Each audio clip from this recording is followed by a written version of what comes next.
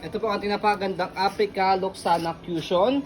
Good for newborn up to 3 years old. It depends pa rin po yan sa laki, timbang ng baby po ninyo kung kakayanin po siya ng 4 to 5 years old. This is lightweight stroller.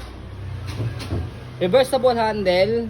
High-seated. Already washed and ready to use. Wala po siyang faded, wala siyang discoloration. Red na red po yung color niya. And then yung kanyang wheels, both nagsiswivel na maayos. Okay? Kapag ni-reverse yung kanyang handle.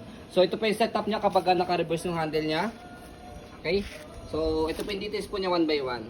So pwede siyang full canopy. Ayan. Ito yung kanyang loob ng peekaboo. Ayan. Okay? And then ito po yung setup niya kapag nakahiga. May newborn pad siya sa head and body. Okay?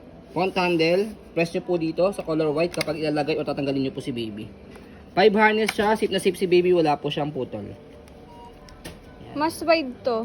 Okay? Si Cushion compare sa ibang Loxana. Okay? And then next natin yung kanyang handle. Leather na po yung kanyang handle. And then leg rest adjustable. Para pag gusto nyo po nakahiga, mas mahaba po siya. Kapag nakaupo, balik nyo lang siyang ganyan. Okay? So next natin, balik natin yung kanyang handle. Pakataw niya. Swivel. Wait lang. Yan. Okay? So ito yung kanyang footrest. Tapakan ng paa, pati yung gulong sa harapan. So merong stopper sa harapan kapag na-reverse yung handle niya. Yan. Okay? So ito yung kanyang body frame. Ito, ba't nabasa? Yan. Okay.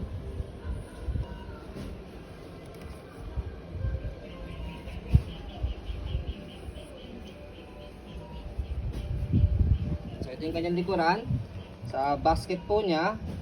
And then yung gulong niya pati stopper. Ayan. Workings ng maayos. Ayan. Okay? So next natin yung kabilang side. By the way, yung pag-adjust muna sa kanya. Kapag iupo, hatakin nyo lang po itong dalawa.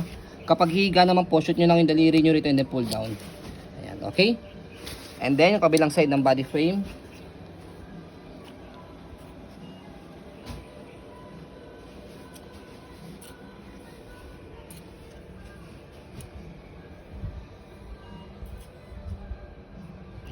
So as you can see yung harapan gulong niya nag-swivel.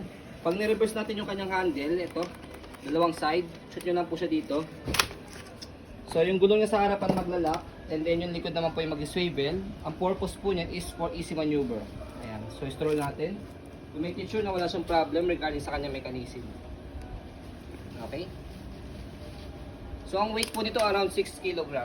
Lightweight lang po siya. So sa pag-open po niya sa pag-fold, one hand fold, one hand open. So dito, color red. Slide nyo lang po yan. Press yung ilalim, angat yung likod, and then pull down. So ganun lang. And then kapag in-open, same lang din. Press yung ilalim, angat yung likod, tapos bubukan nyo lang po siya. So that's it. So ayan po, as you can see, very details po kami sa po pag-video kasi kami siya policy no refund, no exchange. What you see is what you get. So yun po, maraming salamat. Have a nice day and God bless po.